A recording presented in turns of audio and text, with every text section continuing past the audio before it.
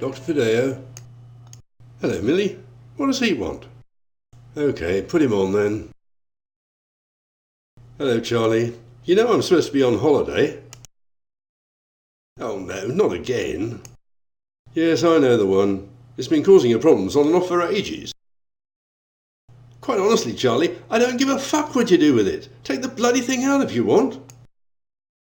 Honestly, you try to get away for a couple of weeks and they won't leave you alone. I know the feeling. My secretary is the only one I give my number to. You're a dentist, I believe. Yes, that's right.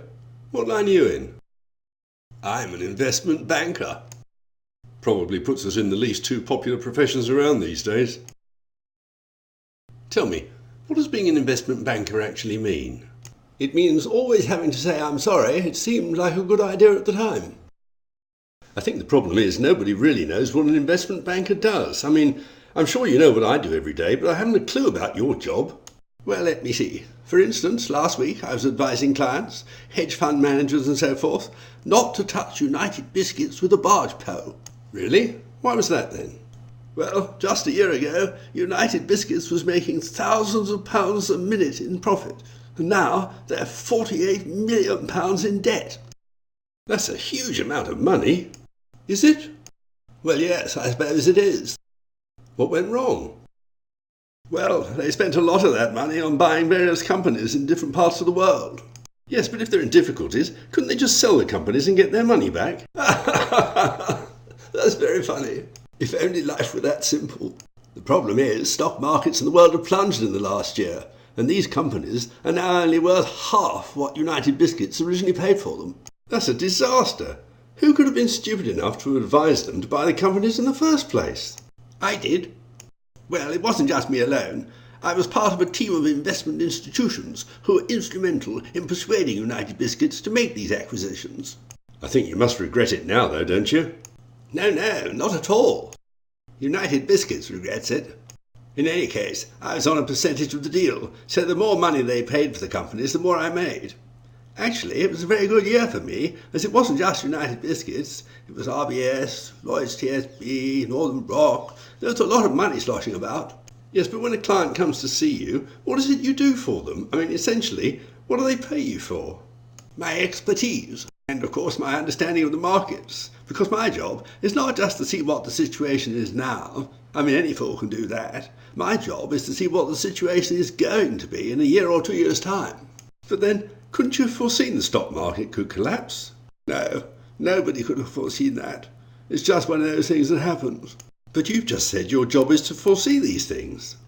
Yes, and looking back now, I can see that I did foresee it. I just didn't realise that I did at the time.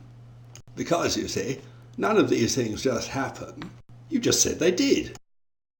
Ah, but we moved on since then. You see, it's one of the great myths in the stock market that it's possible to make a huge amount of money overnight for no reason and by not doing anything at all. And experience has shown that this has never happened and never will. That's a sort of rule then, is it?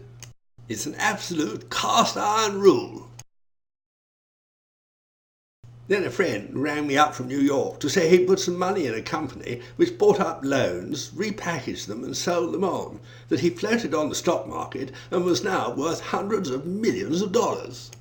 Well, that was the start of the subprime lending boom that led up to the credit crunch, wasn't it? Precisely. And one or two of us thought, hang on, why don't we advise our investors that there is a chance they could make a huge amount of money overnight for no reason and without doing anything at all?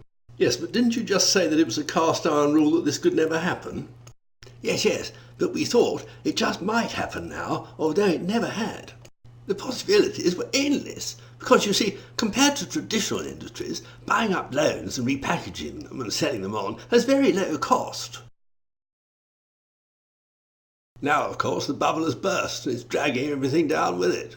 So that's why we're in this economic recession that's causing so much misery to us. No, not us. You. Don't you feel in some way responsible? Well, in a way, yes, I do feel responsible. But I have two great consolations. The first is that I didn't lose any of my own money, just other people's money. And the second is that when I thought there was a cast iron rule that you couldn't make a huge amount of money overnight for no reason at all, it seems I was right all along. So I'm even cleverer than I thought I was. What do you think's going to happen now? How's the economy going to recover? Well, it'll only recover when people like me, investment bankers, people with a huge amount of experience and judgment, decide that they're going to act. How will you make that decision? Well, I shall look around and see what everybody else is doing, and then I'll do it too.